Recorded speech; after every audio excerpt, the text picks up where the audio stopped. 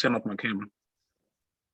So, welcome to Lexington Music's Workshop Wednesday, hosted by Jade, Zabric. This is an indie music workshop where we're going to talk about how to live as an indie artist, collecting royalties, recording, and distributing music. So, how are you today, Jade? Hey, what's up? I'm doing pretty good. I am an independent artist. I've been that way since, I would say, about 2015, doing things on my own. But I wanted to just talk about what it means to be an independent artist, what it means to, like, I guess, have success or just like be in the industry. Because there's just so many different like avenues that you could be. Oh, am I still there? Oh, okay. Things are moving around. Okay. But basically, you can be a musician, you can be a performer, the leader of the band, you can be just a member of the band, you can be manager. There's just so many different ways that you can be in the music industry. But if you want to be an independent artist, you kind of have to learn all the roles. So what that means is just registering your music, and actually going out there and finding the opportunities that you need to make money. So different ways to make money. I guess from actually selling your albums, you can literally print them on an album, on a CD or USB drive or however you want, vinyl, cassette. They still do that, and literally sell them to people. You could do it that way. That's like literally direct to the customer. You also have online sales, performing, appearances. Some people can just do like you're not actually having to play the music. You're just appearing on a talk show or interview. Some people get paid for that. Or royalties from song placements in television and film. That's another big revenue stream for artists. And you don't actually have to be a like famous artist for that. You can be like just a producer, even instrumental music for that too. And that's actually what I'm trying to get into. I'm taking some classes on that right now. I can also teach music, have some students.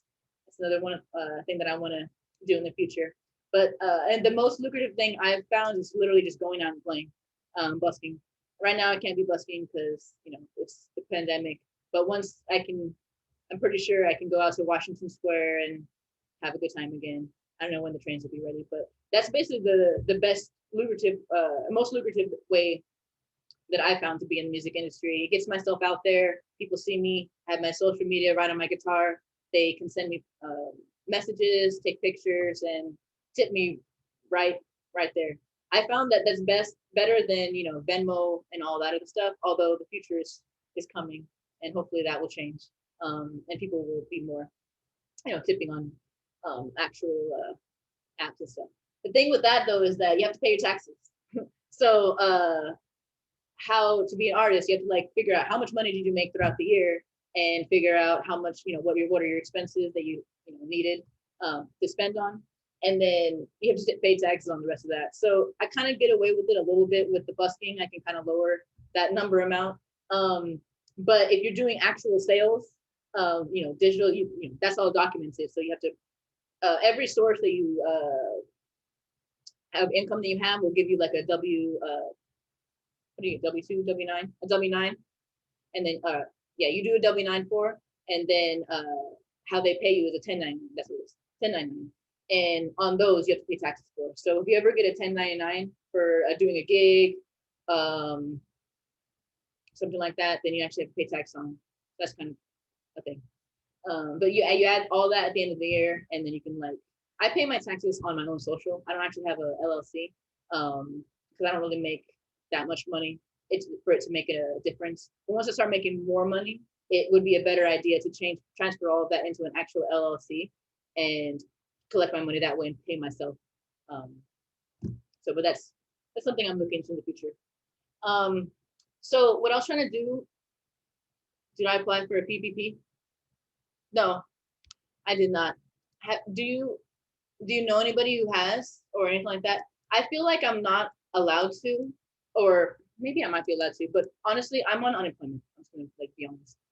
Ever since the pandemic, yeah, even if you're on unemployment, would I qualify? Because I kind of feel like that would be double dipping.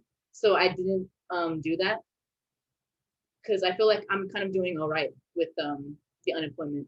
It's gonna end soon, but yeah, I know. Are you asking him or are you asking me about the if I have my stuff on Pandora and stuff. Yeah, Jade, if you know like the process of putting your music there. Yeah. So so you have to, so okay. So whenever you have a song, there's a couple of things you have to do. You have to distribute it, right? So one of the places you can distribute is called DistroKid. There's another one called CD Baby. There's a whole bunch of ones that you can use. TuneCore is another one. I use DistroKid, and what DistroKid is, it charges like $20 a year, and you can put as many songs on there as you want, and it will distribute those songs to Amazon Music, Apple Music, and Spotify, and a whole bunch of other ones like Deezer, what is it, Spotify, right? Tidal. Pandora is different though. Pandora is they do not take like just automatic things. You actually have to apply to Pandora. I sent my music to Pandora individually. I got rejected. It's like, okay, that's fine. But I'm on all the other. Did they tell you why they rejected you? They don't. I think they just take a certain amount or something like that. Yeah, I don't really understand why. And I only tried once with one album. I feel like I'll try again when I come out with some more with different tracks. But yeah, so how to get distributed is going through on the social media platforms is through a distributor like DistroKid. Now, DistroKid is cheaper than CD Baby, but CD Baby offers more things with their distribution. They collect different types of royalties that TuneCore wouldn't really collect. TuneCore just basically just sends out the music, and then if you make a sale from it, they'll give you that sale. But the streaming money that you make off of that, like off of the Spotify streams, you're not going to get that through DistroKid. You'll get that through one of the other mechanical royalty collection services. So there's like a whole bunch that you have to actually like be a part of. And I'm learning this, and I have a list. But basically, the first one is the PRO, the Performing Rights Organization, ASCAP. So they will pay some of your royalties on the writer and publisher side, and then you have the mechanical side. So they don't pay the royalties for the mechanical side. For the mechanical side, you have to go to Sound Exchange. So you have those two companies, Sound Exchange and your PRO. And your PRO can be BMI or ASCAP or CSAC. And then there's another one that it could be, however, you have to be like invited to. I think they talked about it in in Professor Bayer's class. Yeah, it's the one that Bon Jovi's in. I can't remember what it's called. I think Bruno Mars or something is in that too. Yeah, you have to be huge to be a part of that. Wait, so I like, for example, I'm part of ASCAP. I've been told that DistroKid is good for mechanical, but as you're saying, they don't collect for Spotify. I want to say you're gonna collect that through Sound Exchange. Okay. Yeah. So do I need DistroKid then if I have Sound Exchange? Yeah, no, you need so DistroKid is a distributor. So DistroKid is a way to get your stuff onto Spotify. So then Spotify, the money that you get paid through Spotify goes through Sound Exchange. So it doesn't actually pay you. It just puts the money on there. DistroKid will pay you for the sales. That if you I don't know if any of the streaming services sell your record for you, like on iTunes, if you get a sale, that sale money will come through DistroKid. But the streaming money doesn't. The streaming money comes through Sound Exchange. So it's weird. You have to be Sound Exchange. So Sound Exchange is free. You can go to soundexchange.com and sign up. Now, since I have DistroKid and CD Baby, I did CD Baby for my album, and then I came out with a couple of extra songs in 2018, and I put those on DistroKid. So I kind of have both. So when I signed up for Sound Exchange, I was going in there and I was gonna register my songs, and I realized that all the songs that I had on my album from the songs that I distributed with CD Baby were already on there. I didn't have to like put them, but the songs that were from DistroKid were not on the list. So I had to add those songs on the list. And so what I'm thinking is that CD Baby was collecting those mechanical royalties because they registered my songs for them. So when I went into Sound Exchange, I looked at those songs from CD Baby and I said, I want to claim them now. So right now they're like in dispute, so that I'll get the direct payment. So hopefully that will clear soon, and then I'll get some money. But I doubt that there's any money in there for me to get, because if my songs were already registered from CD Baby, they would have given me the money. So it's all good. But for the future. So there's two things you have to do: the PRO and Sound Exchange. PRO is for writers and publishers share, and Sound Exchange is for the mechanical royalties. Now, to distribute your music on DistroKid or CD Baby, they'll give you what's called an IRC code, and that code is specifically for that song or album to sell that item. Which means that if you register, like, say I put my song Beautiful on DistroKid, but I sell like a physical copy of it to someone, I don't know, on a CD or something like that, I could register that sale with the same IRC code. You know, it's like a way to register all my sales and keep everything accounted for. And the IRC code is whenever you're registering your songs in different on different platforms, the IRC code is like the code that says it's the same song. Yeah. So who's collecting your publishing since you're the songwriter and publisher? So I am collecting my own publishing. So on ASCAP, I created a writer account, Jade Zabric, and I also created a Jade Zabric music publishing account. So there's those two things. And if I was to sign one of my songs to a music publisher, which I haven't done yet, but that's the goal, I would transfer that publishing to them. So then whenever they work a song of mine, that's how they get paid and I get paid. Like say if I work with someone that's going to place my song in a film, then they get 50% because they get those publishing rights. But that also can all be negotiable. It depends on like how much leverage you have. I don't really have much leverage, so probably have to give them all 50%. But for someone who's like, you know, bigger, they can probably work out, you know, cutting that to 25 down, you know, to 25%, so they get more money. Yeah, so it's just based like, you know, how much clout you have, which is great and horrible at the same time. And then another thing that I'm learning about the copyright office is getting more expensive to copyright your stuff. When I copyrighted my stuff, it was $55 for an album, and there was no limit on the album. So I copyrighted my entire songbook of like, I think at the time it was like 80 something songs. And so all of those songs are copyrighted and I can redo them over and over without making, you know, new copyrights. But now I want to say it's like 100, it's over $100 to do that. And I'm going to say it's like there's a max of a couple, like maybe 15 songs, 10 songs. And each song, if you want to do one song, I want to say it's $55 now. Whereas before it was like 30 something. But you don't actually have to copyright your songs, at least right away. You really only have to copyright your songs like once you start seeing them do some kind of traction. Because like say you write 100 songs, you don't want to spend that much money on it, especially now, like the price has gone up. But once you record your song, once you you know, take a video of it, put it on YouTube, it's kind of like it has a date on there. So you have, you know, legal rights to your song as long as you can prove that, you know, you wrote it before anybody else stole it. And odds of somebody stealing your songs, I guess, are not likely. That's what I've been hearing from a lot of people, especially like on the Clubhouse app that I'm saying. Like they say to copyright your song once, you know, you can afford it, you know. Like, so, I just want to like say for that, I took an entertainment law class and it was said that when you do copyright your song, if someone sues you, having the copyright is the easiest way to prove it. But yes, that's technically a way to prove it. And also if you copyright it, I don't know if it's the government or who exactly, but someone will cover your lawyer's fees for you if you have it registered. Oh, really? Okay. Yeah. I mean, that's great. And if you can afford to do it, do it.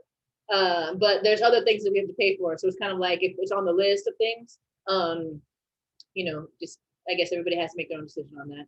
But yeah, I feel like I can say that because I've copyrighted my stuff already. So I don't really, you know, but there are my new songs that aren't, you know, Beautiful is, but Love Eat Sleep's not. So like, but I have a history of me performing Love Eat Sleep all the time. So, you know, I'm just hoping that works out. So yeah. I would say there's 4 main things to do for every song: to have it copyrighted, to have it registered with the PRO, to have it on Sound Exchange, and to have it distributed. And distributed means to have the IRC code. You can have it distributed in one store, you can have it in multiple stores, you can have it in physical stores, you can do it on your own. Another way is to sell your albums directly to customers is to have an actual website where you can collect money and accept payments, which I just figured out this year, which I'm very excited about. I wasn't able to take credit cards before, but they have these programs that I thought cost, but maybe the prices come down, but they're free now. They just cost, I think, 3% off of a sale, which, you know, you have to, that's the cost of business. But I use Squarespace. No, I use Square. I'm like trying to figure out what I use. I think I use Square. And another one is Swipe. So those two companies right there, they kind of are the same thing, but they allow you to accept credit cards online. And you can do it for, you know, you can put the picture up of your album and you can collect the shipping address and literally just do it yourself. So whenever somebody pays you $10, you take that order and you're the company. You just put the album in, you know, the envelope and you mail it to them directly. And then through the credit card statement, the IRC number in there will be in there. So when you create your like album, your item in your cart or whatever, you have the IRC code in there. So that will register it with all the other services to say you made a sale officially, you know. I want to say that's probably how Billboard counts their sales with the IRC codes, because it doesn't matter what, you know, if you do your sales in online, if you do your sales in the stores, what matters is you're making your sales. Yeah, so I'm pretty sure, I think Billboard, because Billboard is all about sales, their rankings. Let's see, let me go back. But yeah, so again, the difference, so yeah, so those are the 4 things. So I want to talk about the difference between ASCAP and BMI. What I've been learning is that they're kind of similar for the most part, except for one very important thing, at least to me, is sync payments. I haven't actually received my first deal yet. You know, I'm hoping to, but I've learned that BMI is way better for sync payments than ASCAP. And I am not happy about this news because I'm with ASCAP. But I might have to make the change. So when I signed up for ASCAP, I actually went to the ASCAP building in, it's around Lincoln Center, somewhere around there, and got to talk to somebody. It was like a really cool experience. I took a picture next to the ASCAP little logo thing, and the guy actually waived the fee for me. So it does cost $100, $50 to be a writer and $50 to be a publisher, but he just waived it for me, and then it was really cool. I don't even know how I got invited. I don't remember how I even got invited or in touch with this person, but I just went there and he helped me. So I feel like if I was to switch to BMI, I don't know, it would be kind of like, oh, but he helped me. But at the same time, I didn't pay for that. So if I have to pay for one, I'm still kind of in the same boat where I started. But the other one is more expensive. It's $250 to be a publisher on BMI and free to be a writer. Now, I've heard this from other people who have gotten sync placements, because I'm in a couple of Facebook groups and people are all talking like, oh, I got paid this, and the money is not that high, but I guess it adds up after a while if you're doing this for, you know, your career. But I want to show you, this guy's posted this picture in our group.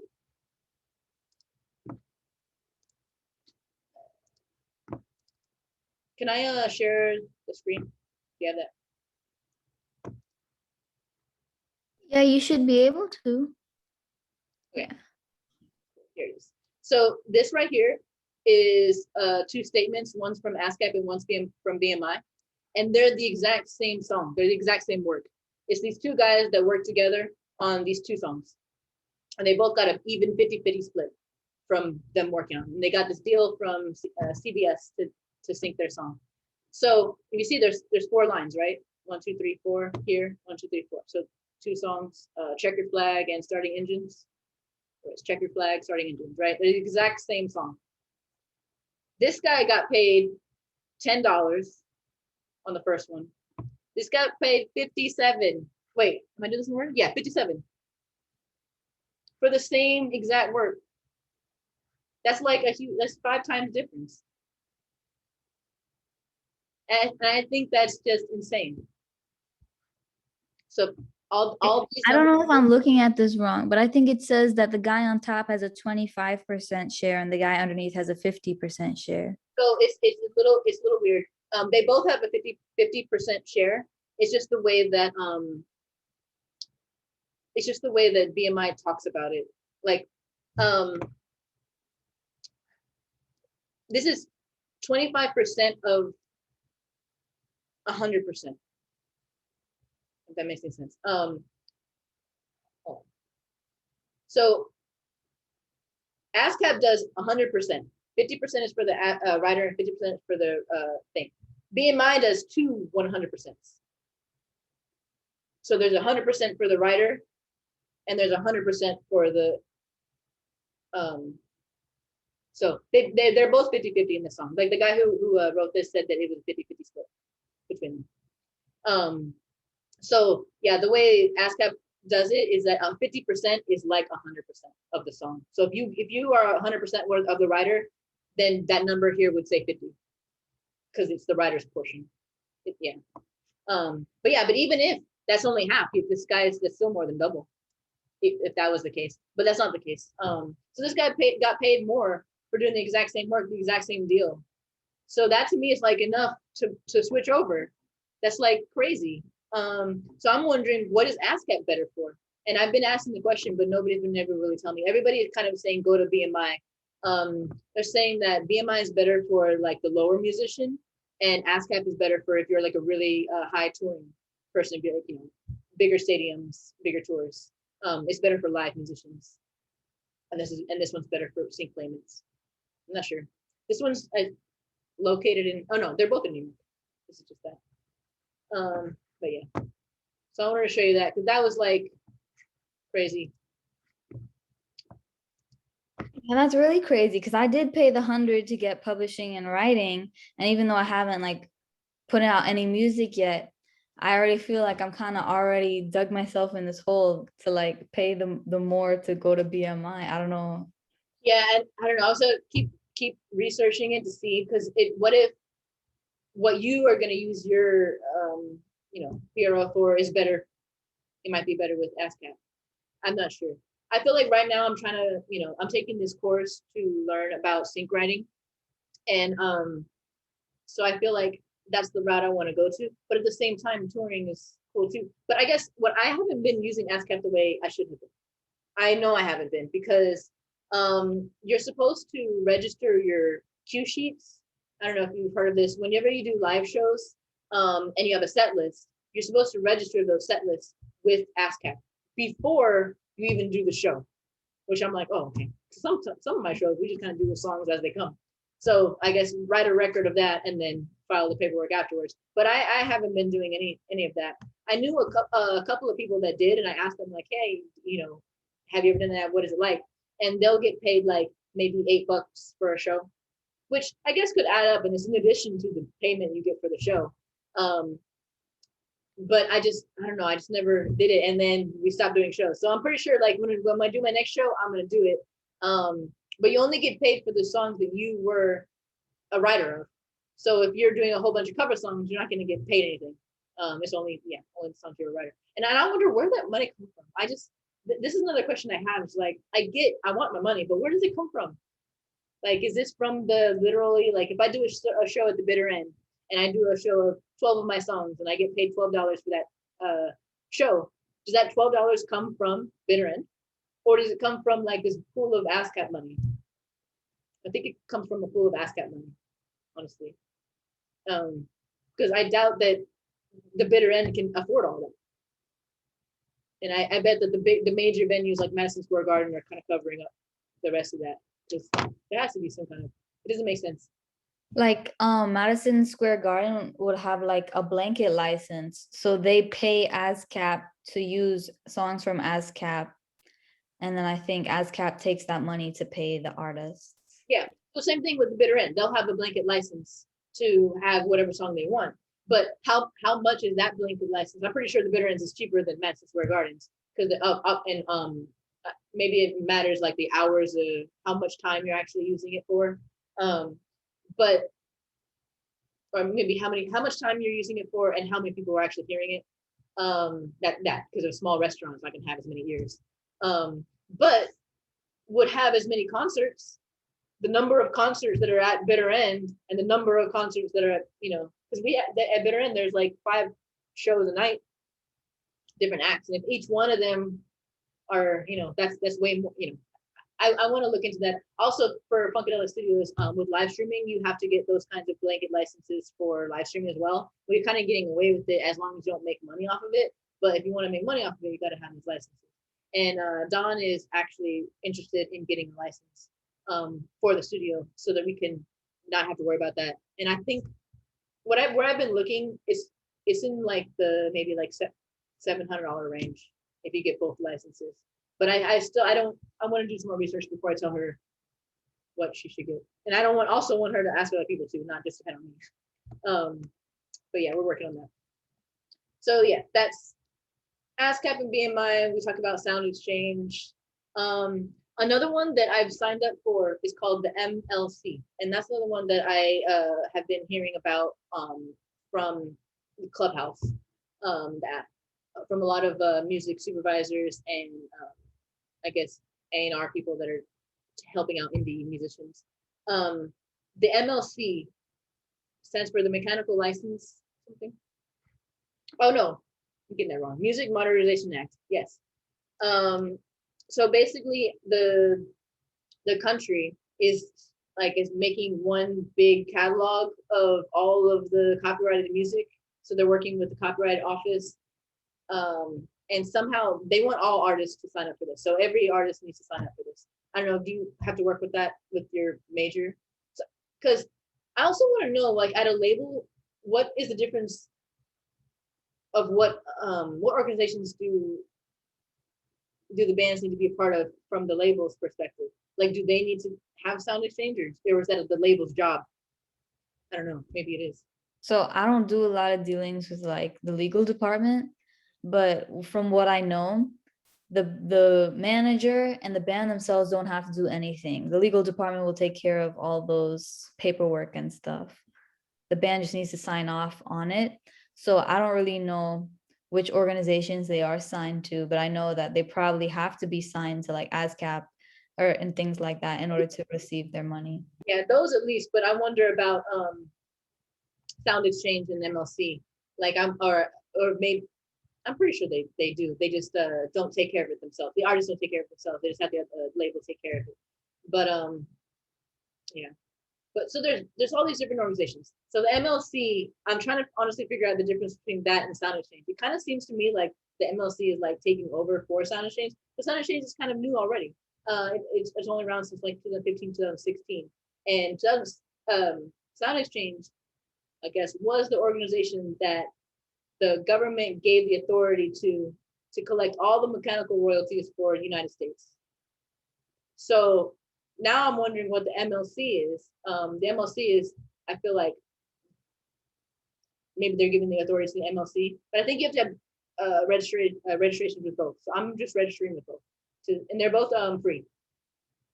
So I don't know. We'll see. I guess once I start getting paid, I'll be able to see where the money is coming from or what the money is for, or where it's from. I'm not sure. Can I actually screen share something? I went and I Googled it. Yeah. They have a graph. I don't know if you would understand it better. I don't really know what I'm looking at. Whoa. Yeah, it's saying that ASCAP covers public performance, MLC is for reproduction and distribution, and then Sound Exchange is for digital performance.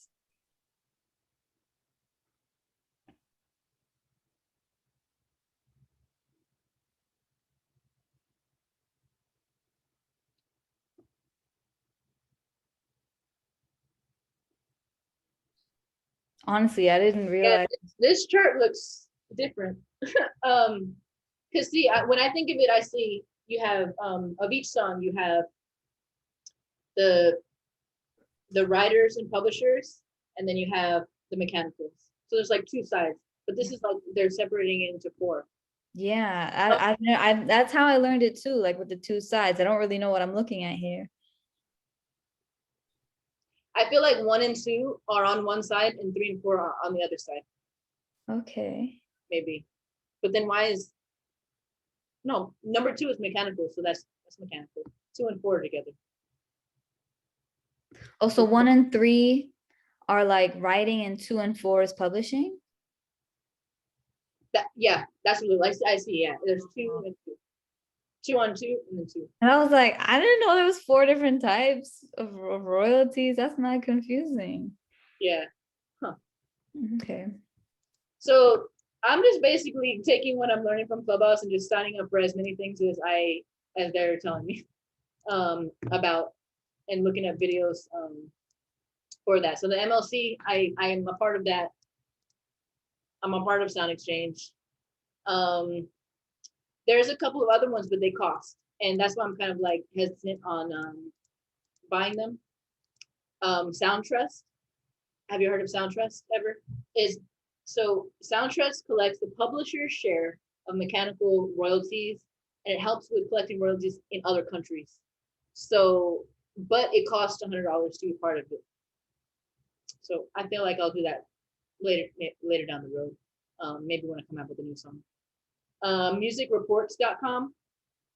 It collects royalties from SoundCloud and Twitch, which I'm thinking I don't know. So all these songs have to be linked to each other. So if you sell a song on DistroKid, so say I put Beautiful on DistroKid, which of that, and I also put it on SoundCloud, I kind of just put them up.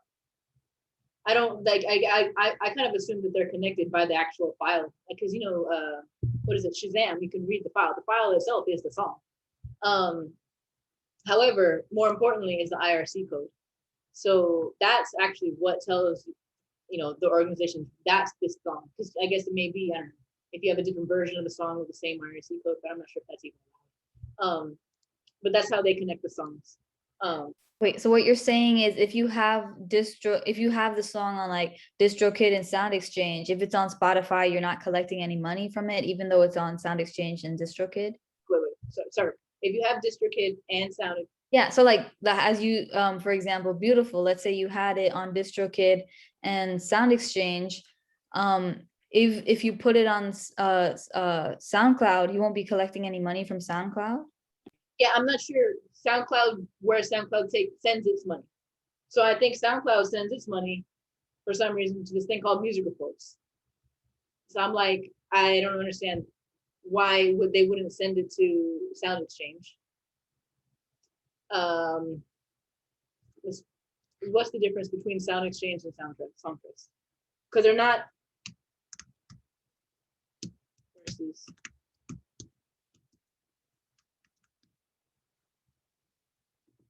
Songtrust collects royalties generated by compositions on behalf of the songwriters and publishers, so that side. And Sound Exchange collects on behalf of the mechanical. So the mechanical royalties, yes, for Sound Exchange. So Songtrust seems to me like it's collecting things that ASCAP would collect. But I think what's happening is ASCAP doesn't collect those. So the rights of the songwriter and the publisher should be collected by ASCAP, but ASCAP is not, I guess, going out there and collecting. They're not doing the work. And I guess that's where Songtrust would come in. They're actually going in and collecting those. I wonder if that's why BMI is able to collect more money, because maybe they do what ASCAP and Soundtrust does. Maybe BMI is collecting from more sources, and ASCAP is like, no, we'll collect from these sources and you can take care of the rest. Or kind of, maybe that's why you would get more money. But I don't know, on this case that I showed you though, that to me seems like the BMI person is getting more money because of the rules of what they get paid for syncs. So how much a sync is worth to BMI, or how much a sync is worth to ASCAP. So it's like, how much is a stream worth? It's different for every company. Like Spotify streams are worth different than Tidal's streams. So I think it's like that. Whenever you sync your song into a CBS show, ASCAP values that differently than BMI, which I don't understand why they should get paid however much CBS gives you. Like, how much is CBS sending? Yeah, there's a lot. Yeah. Let's see where are we at? So those are my like, I guess, alternate list ones: Songtrust and Music Reports. And then I don't know if you remember Harry Fox. Harry Fox, I'm putting that on my third burner list. Is that something that I don't really think that I need, but maybe eventually if people are covering my songs, it's cool. So like if somebody covers your song, you should get, you know, a share of that. And if you know them, you know, on a personal level, they can just talk to you and you can work out a contract. But if you don't know them, you have to find them and figure out how to know them. But some of the songs are registered on Harry Fox. So if you want to do a cover and the song is registered there, you can just literally like sign up for it and pay the royalties directly there. Not all artists have their songs there, but it's an option. But Harry Fox costs $100, so that's why I'm putting it on the back. Like I'm not really interested in that yet. Is it 100 per song or? No, the money that I'm talking about is 100 just for an account. Then once you have an account, it's free to register all your songs. And then if somebody covers your song, then that's how they'll find you to pay you. And if you cover someone else's songs, that's how you'll find that person to pay them. Yeah. Actually, I found this video. It talks about Harry Fox versus MLC and music reports. And I did think it's kind of confusing. So I'm gonna just, I'll share. It's about like 10 minutes.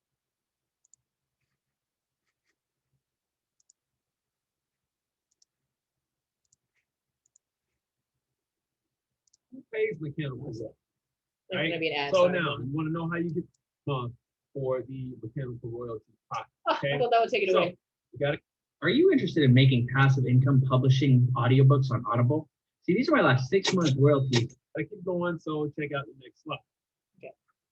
Now, who pays mechanical? This right here. So these are kind of all the same. However, they're a little bit different. So he's going to talk about Harry Fox. That's when you actually are selling physical stuff, or stuff that you've registered. He's gonna say that it does like vinyls, cassettes, and whenever you're actually selling things in person. But it says it's taken over the digital downloads. We'll see. Right. So now you want to know how you get the check. This is how you get the check. Who pays mechanical royalties? The Harry Fox agency collects your physical mechanicals here.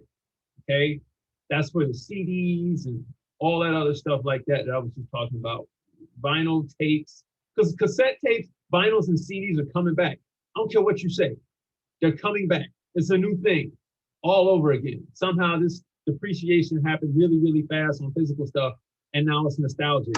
So, you got to have a cassette tape. Like I was talking to a friend of mine on Busta Rhymes' latest release. He had signed CDs, cassette tapes, vinyls. You know what I'm saying? So it's like a fan thing. All right. And so that's still there. And Harry Fox pays for those physical mechanical royalties. All right. Back to the slide. Now, the MLC portal has taken over the digital downloads and streaming mechanical. So you can find them over at the Mechanical Licensing Collective. Pause. Okay. So the Mechanical Licensing Collective has been up and running for all of about 3 weeks now. Okay. Like it's very new, but it's super easy to sign up. Yeah, that's what I was saying. How Sound Exchange has been around since like 2015 or 2016, a while, collecting these royalties that the government gave it authority to do. And it kind of seems to me like they've just changed it to the MLC, but people still use Sound Exchange. I don't really understand. Like, kind of feel like you should have one that the government chooses, but you kind of have to have more. And I'm gonna let you know what you need to sign up for at the MLC, but they will be holding digital download mechanical royalties and the mechanical royalties for your streams. Okay, now one thing I want to make clear, as the MLC and Harry Fox work together, I will get more information on who pays the 24-cent mechanical royalty for your ringtone downloads. I don't know who's still downloading ringtones, but if they are, you get a 24-cent royalty, or the songwriters get a 24-cent royalty on that digital download of the ringtone. Okay. Yeah, back to the slide. So we got to talk about the Music Reports company. All right. This is what the video was about. Music Reports collects your other digital mechanical royalties. Seems like other, like back to me. Okay, so other. The MLC collects for places like Pandora and Spotify, and I think Deezer. They do Deezer as well. Music Reports does. Music Reports does. Come on, what's it? Tidal, Amazon Music, SoundCloud, and AudioMac. Oh, give me 1 second. Let me show you something. If you're learning guitar late in life, there's one distinction that will determine if you're going to succeed or fail. And I'm going to show it. All right, so I had to grab this. I gotta X out my address. I think that What? he's gonna. This just came in from Music Reports. I got a He letter. didn't talk about. He got a letter from MLC about a new like a new social media that got added to the MLC. So it's kind of like, I feel like each of these platforms deals with certain agencies. So SoundCloud is with some, Tidal is with some, Spotify's with some, Pandora's with some, and each of them have these different contracts or something like that. Because the letter that he, Audio Smack,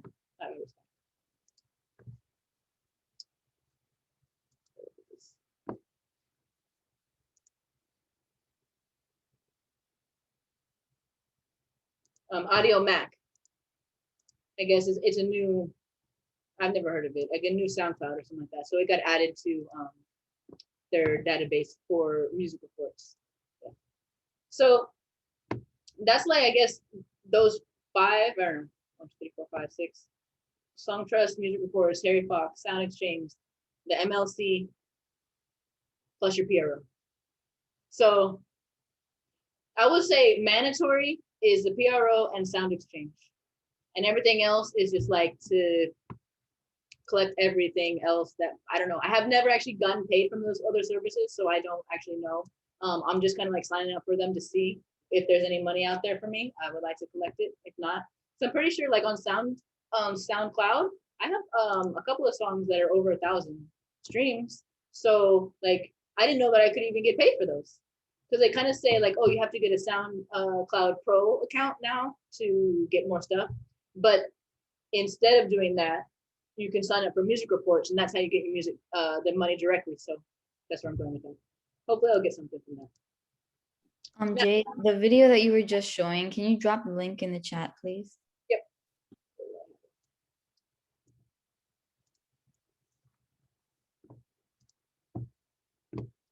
Yeah. So there's that. And that's, so the first thing is, I guess, to have yourself registered. And that's not even the first thing that I did, because I went out there and just played my music.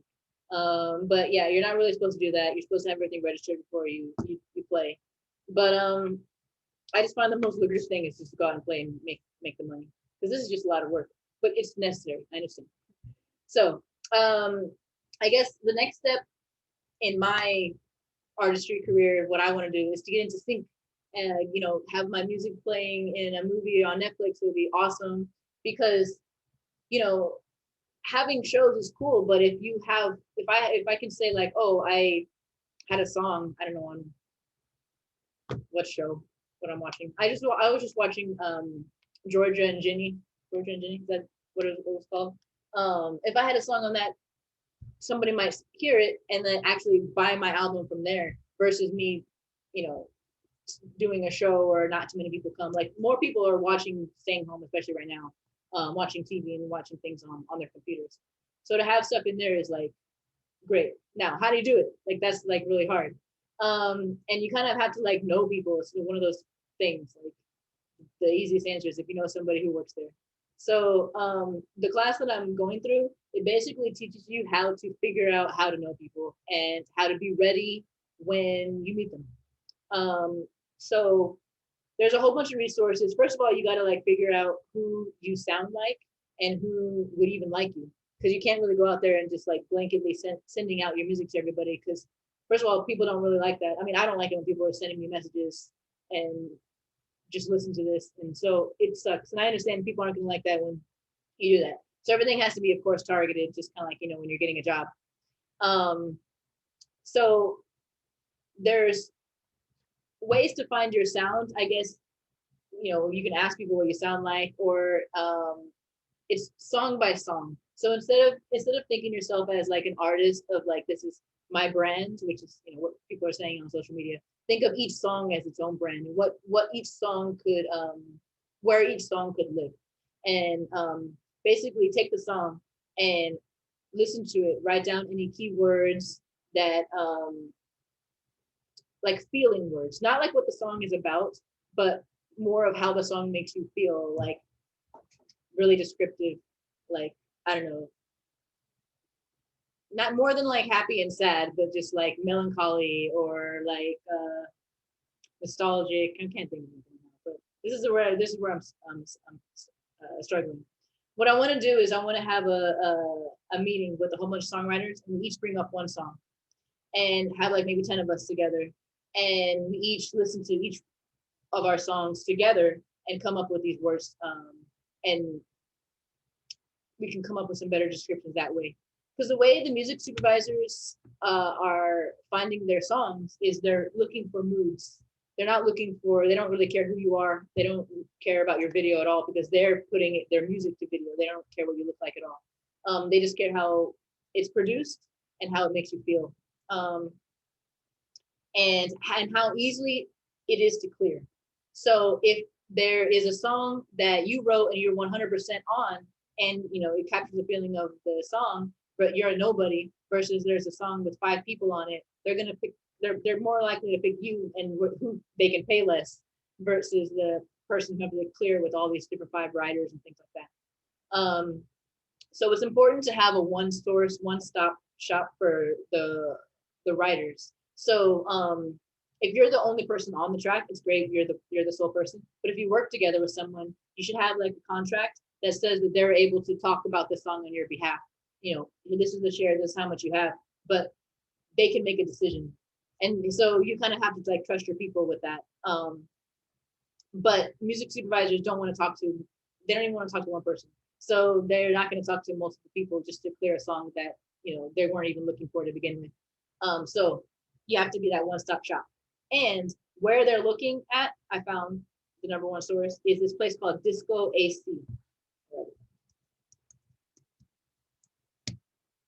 So it's like the music supervisor's SoundCloud.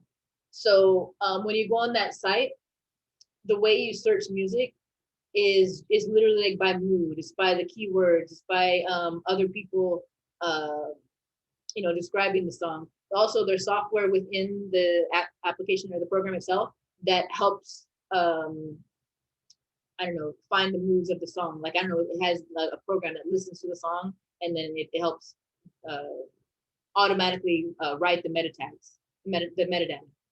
And the metadata is the most important thing, I guess, in these songs. So how can they find you? So just because you have a great song, what if you send that song out as an MP3 and it has no information on it, that somebody can just take it, they can put it in a song, but then they have no way of paying you. And if they can't find you, they're not gonna look. Maybe they Shazam it, I don't know, but they're just not gonna look. So you have to make it completely easy for them. So how you do that is you put all the metadata within the file itself, and then you upload it to this Disco, and then all the, I don't know, it's just a great place for them to find it. I do have a Disco account. I have the free version right now, and I'm probably gonna end up upgrading it once I have enough music. But the free version is enough for me right now. It has up to 500 tracks, and the thing with having music in sync and film is it's produced differently than music that you just do for your band. Like my recordings, I kind of just have one mix for. I've made the album recording, there's the WAV files, that's what's on the album, and that's it. But when you send out a song to sync, they want to have all the different versions so that the person that's putting the music to the film can play around with it. So you need to have like the actual version of the song that you like. You also have to have like an instrumental version of the song. You have to have an instrumental version with the backups. You have to have even including all the stems. So that 500 track thing, it goes by pretty fast. Because if you have like 10 songs and you have all, it can add up. So that's why I'll have to upgrade later.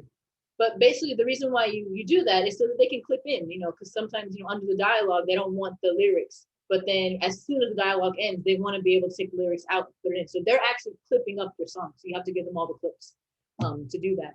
And then another bonus that they say is good to do is to create a Christmas version for every one of your songs, which I think is really fun and interesting to do and think about. It does not belong on every song, but it can.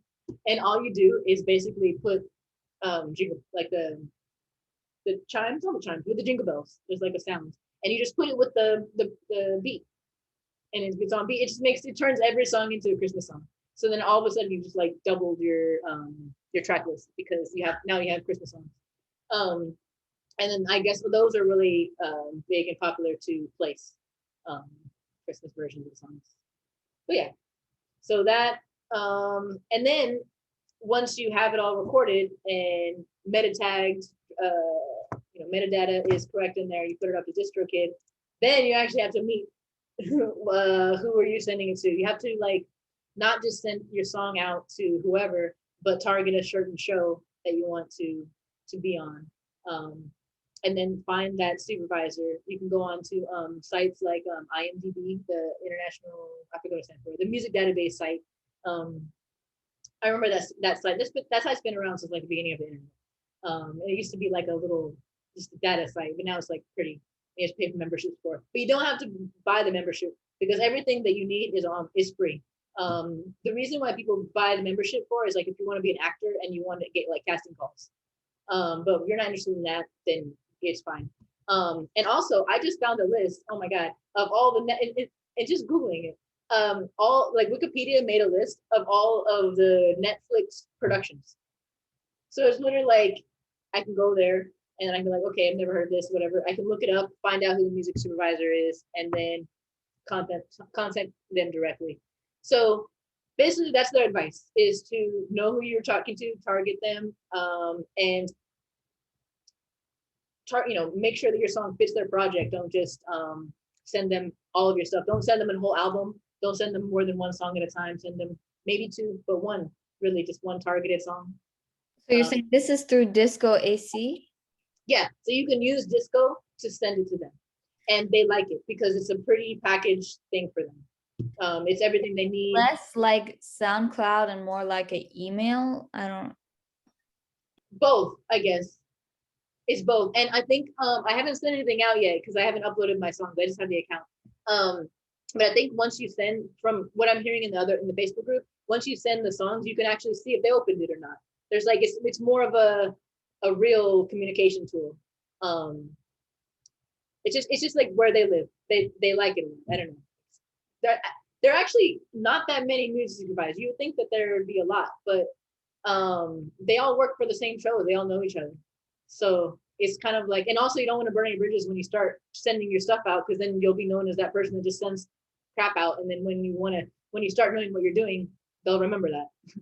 So that's why I'm like taking my time with this, but at the same time, like I want to get started. But I feel like what I'm gonna do is when I have good music recorded, the song good music recorded with my people, I feel like that's the first song that I'm really gonna push correctly, and just have everybody on the team talk about it too. So there's more of like a hoopla around it, versus just me sending out songs. And I think good music is good, but I gotta find out the show that it belongs on. One of my more syncable songs I think would be Beautiful. I feel like Beautiful could fit in like, a shampoo commercial or something, Dove, something like that I can target to. But I don't even know how to find advertising people. We haven't even gotten that far in my course. My course is just talking about film and television. So, just using those resources to find where you belong. There's another site called TuneFind, and TuneFind, basically you can search whatever song you want or whatever show you want, and it'll tell you what songs have been on that show. So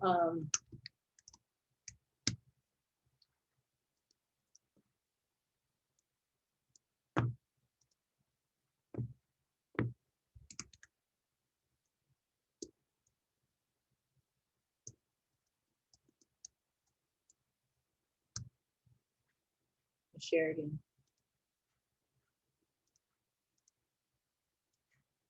So this is actually pretty cool. What I did was I just searched for Alanis Morissette, and it basically tells you what songs, what shows her songs were on. You see? Wait, no, this is the episode. This can't be the song. Like, I don't know these songs. Yeah. So what you can do is whenever you figure out who you sound like, so one of the people that they had me searching was Alanis Morissette. I also searched like Gwen Stefani and Sheryl Crow. So like places that have already hired her or that have already placed their songs on it, I guess would be more likely to play songs of mine. That's kind of like the idea there. So if you sound like this artist, figure out where that artist has been placed. then you go to those shows. A lot of like hip hop and R&B songs are placed on like the new CSI shows and like the not Law and Order because Law and Order doesn't play songs, but Law and Order type shows, like those kind of things. So you got to figure out, you know, where your niche is, I guess. And I feel like I can write a hip hop song, but I feel like my niche, I guess, would be like singer songwriter kind of girly thing. So that's kind of why I'm going towards Alanis Morissette and figuring out those shows. But this is also a history, so it kind of sucks. It's not, you know, Smallville's on the list. Transparent, I think that's still a current show, but Dawson's Creek. But by finding those songs, like I can, okay, Dawson's Creek's not in, you know, they're not making that anymore. But I can go look up Dawson's Creek and I can find the music supervisor of that show, and then what is that person working on now?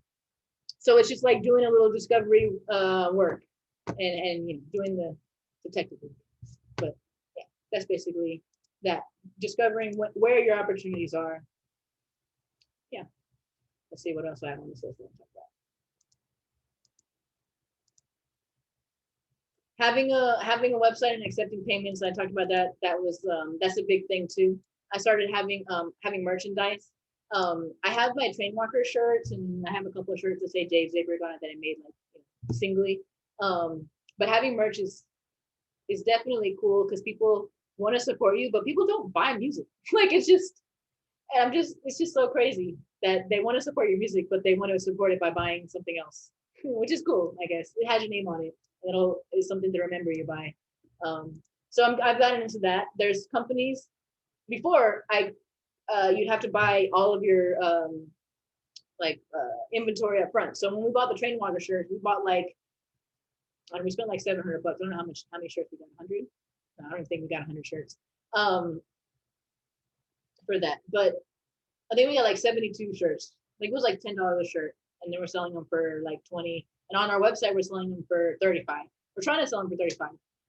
We're trying to say that, like, you know, make a market price for everything, but give people you like a deal, so that everybody who thinks this is how much it is. Because if you price things also lower, then people think that's how much it is, and then people want to deal off of that. So it's just like, hey, price it, that's what I'm kind of like, price it where you want it to be, and then sell it to where you need, and just to get the sales out. And then if I'm pricing these shirts at $35, sell a couple for them, then I can afford to give out a couple for free, like that. You got my mug, which is pretty cool. I designed some other shirts and stuff too, but it's pretty cool. So with the Trainwalker shirts, we went to a place and we bought them ahead of time, and now we're selling them. We sold most of them. We have like about 15 left. We're probably gonna do another order soon.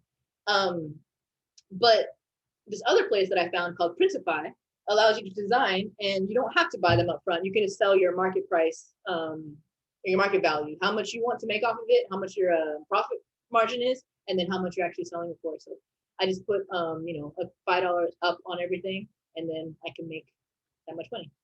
So that's cool on that. And I really like that because it doesn't cost the artist anything. You can sign up for Square or Swipe, and then sign up for Printify, connect it with your website, and then everything is sold automatically. It did take me a while to connect everything because, you know, you have to like code and stuff, which is cool. And I know how to code, but I use WordPress for my website.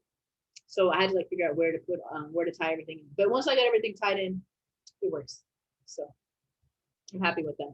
Like, this is a more personal question. You don't have to answer it if you don't want to, but like the money that you put into like making the merchandise, how long do you think it would take you to like break even? Off of the shirts that we sold, I honestly, like, we probably are, if we sell the rest, we can make even, because we gave away a lot. No, I mean like your own site with the mugs and everything. Well, I'm making 100%. I don't have to put any money down. Wait, so you did not pre-order any of the stuff on your site? No. Oh, wow. Nothing. So everything is made per order. So when you bought that, I just got $5. It's like, yeah, it's way better. To me, it's way better but at the same time, you still have to buy it if I want to sell it at a show. So, but I could buy everything for, just for the markup, like just for the regular, how much they charge to do it. What do you call it? Like, yeah, regular price. And then I sell it for the full price on the site. But yeah, so it's not the cheapest though if I want to buy them myself. So if I went to like my sweatshirt, my Feel My Fire sweatshirt, I forgot for how much I'm selling it on there, but I think I'm making $10 per sweatshirt. If I wanted to buy them myself, then I would also pay for the shipping. So that's also included in there. And then when I take them to the venue and sell them, I don't know, I might make it more expensive. Like, I don't know. I might say, oh, it's cheaper on my website to also to push people to the website, so I don't have to do that. Yeah, there's your noise. But yeah, I totally like Printify, and there's other places like Printify that do print on demand. Amazon does it as well, and I applied for an account, but I guess you have to, I don't know, be somebody bigger. So I got denied for that. But there's Amazon Marketplace.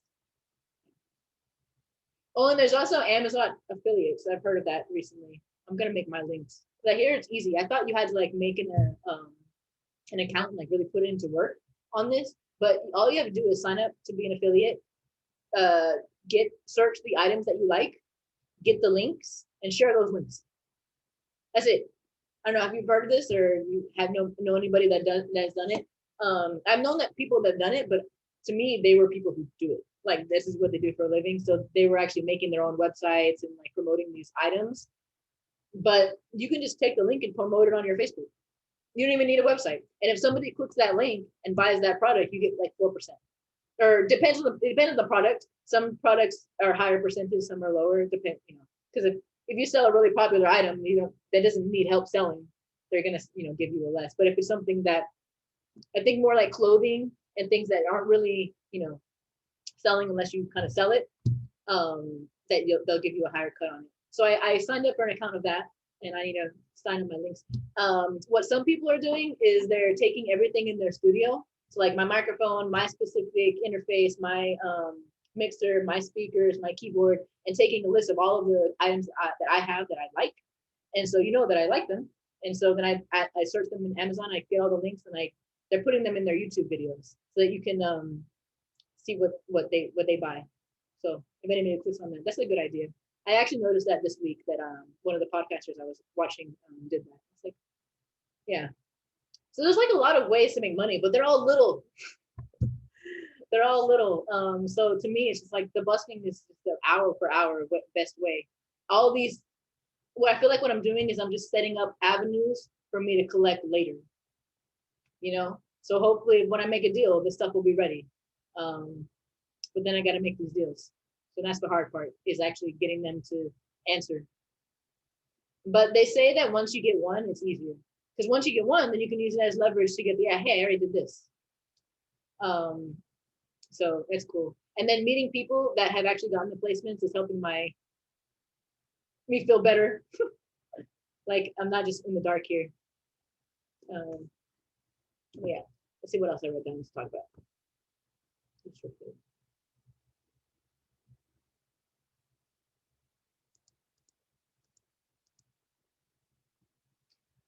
Something that I'm learning in the sync class. The way to make your songs is they don't like. Well, first of all, you can't use samples at all. They don't want samples like at all. Even if you cleared it somewhere else, because you have to clear it every single time. So they don't like the samples. They don't want any tagging, like don't say your name in the track, anything like that, and no intros, no intro fades. They want everything the way it is so that they can edit it themselves. There's a list of covers that they're requesting, but outside of that cover list, don't do covers, they say, because they're just hard to clear. Yeah, and just have all of your different mixes.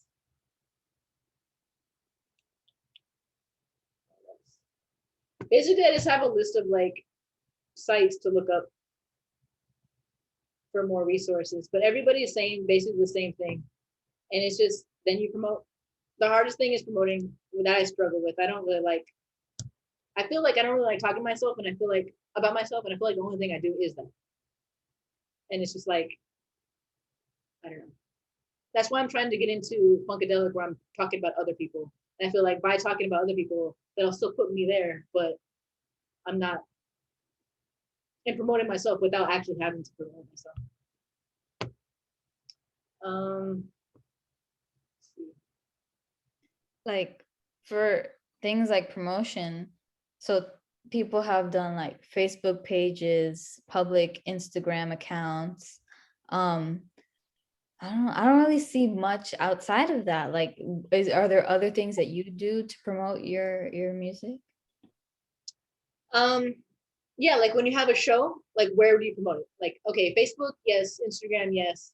Where I would promote, you can make like even like Craigslist ads or going to the venue themselves, and posting things around the area, but making sure you have to make sure you ask everywhere you go. One thing I did for the Arlene's Grocery show is we went around the area to other places, not just music venues, not just restaurants, but just like, the deli. And we said, hey, can we put our poster here? Because those are the people that are walking around the area that can go. But that's something that you have to do. You can't really do it right now. But and it does work because people will see it. A kid will see that, and then a year later will look you up. That kind of stuff does work. But then you can't get the venue in trouble with posting it in the wrong places, and don't use stickers. Yeah, because that with the flyer, if you put a flyer somewhere wrong, they can just take it down and nobody is fine. But if you put it on a sticker, then they'll get fined. The place will, and they'll find you. They'll find you to find you. But Craigslist, I promoted at. We do Eventbrite. That's how we sell our tickets mostly. But I think we're going to start selling our tickets on Facebook now that they have that capability. That wasn't the case before. Because now you can do live streaming events on Facebook and promote them and sell your tickets for them, which is pretty cool. Yeah, all this is cool. I have Instagram. I have Instagram Lives. It's just staying consistent is the most important part, because I don't know, people aren't there every day, so they're gonna see you when they want to see you. So I struggle with that though. Yeah. So as you're collecting money from like ticketed events on Facebook, how would you report that? Yeah, when I'm you're pretty sure that Facebook will give you a 1099. Yeah, and Eventbrite does. They give you a 1099 for everything that you sold. So it comes like an amount of how much you sold, and then you have to figure out how much you spent. You take that number to your I guess whoever's helping you with taxes. If you're doing the taxes yourself, you just add that on, and then you subtract whatever you spent for that concert.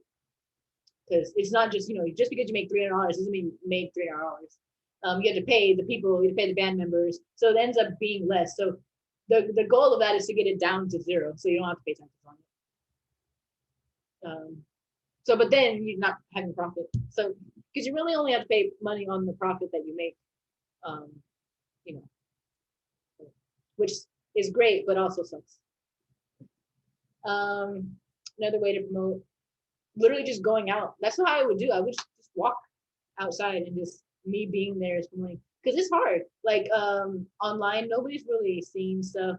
Also, I've learned that even your own following doesn't see you on Instagram and Facebook the way it used to be. They would reward you if you posted more, you would be seeing more. But now if you post more, you're still seeing the same amount. You can see in your analytics when you see how many people see your posts that actually were your friends or followers, and who wasn't. On TikTok, I know they do for the For You page and the followers. So whoever sees your post, I don't know which better. To me, it's better if other people see it. But at the same time, that means you're not showing me to my followers. But they're the ones who already said they wanted to see it. You're not showing it to them. So I've done a couple of things with Instagram ads and Facebook ads. But I really haven't seen anything from it. To me, the best connections are the people that you actually know, which is the truth. Yeah.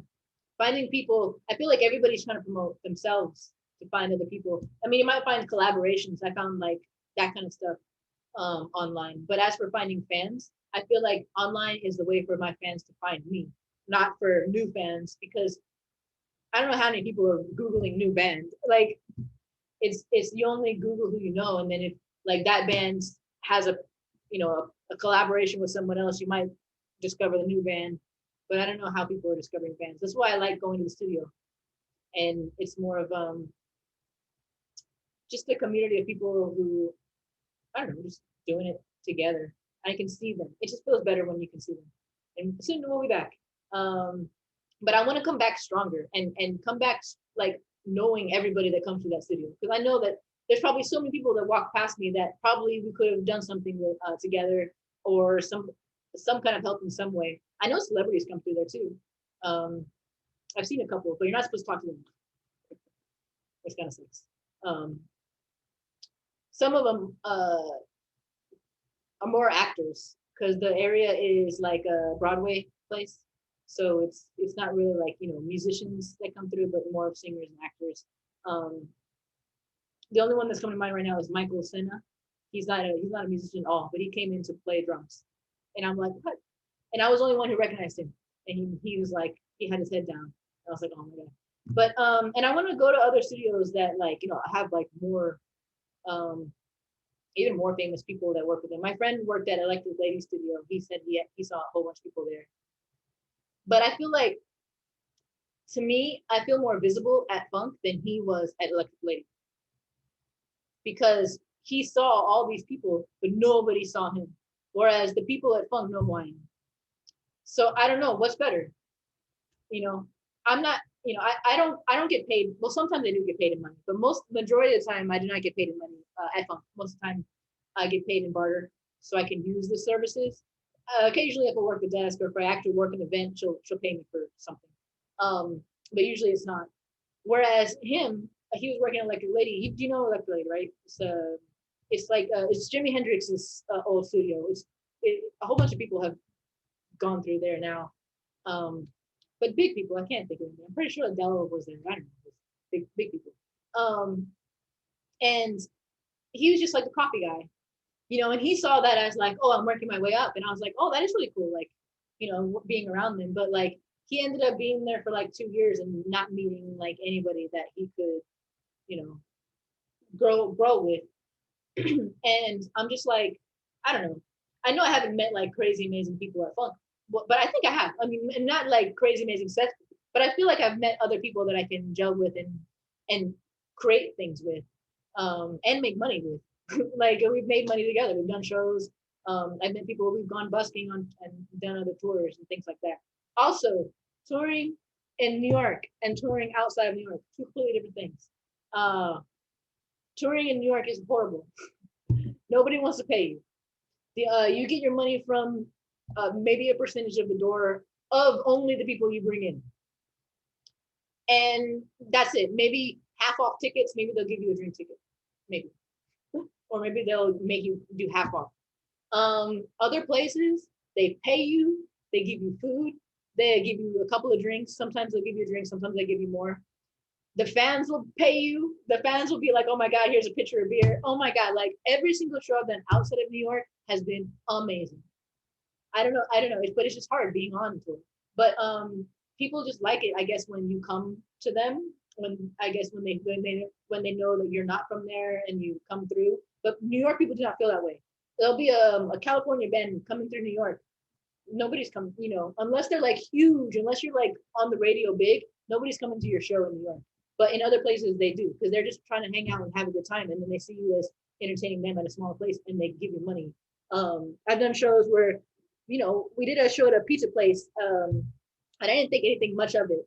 All I knew was it was called the Walnut Room. I put a post on Facebook saying, hey, I'm going to be in Denver for these days.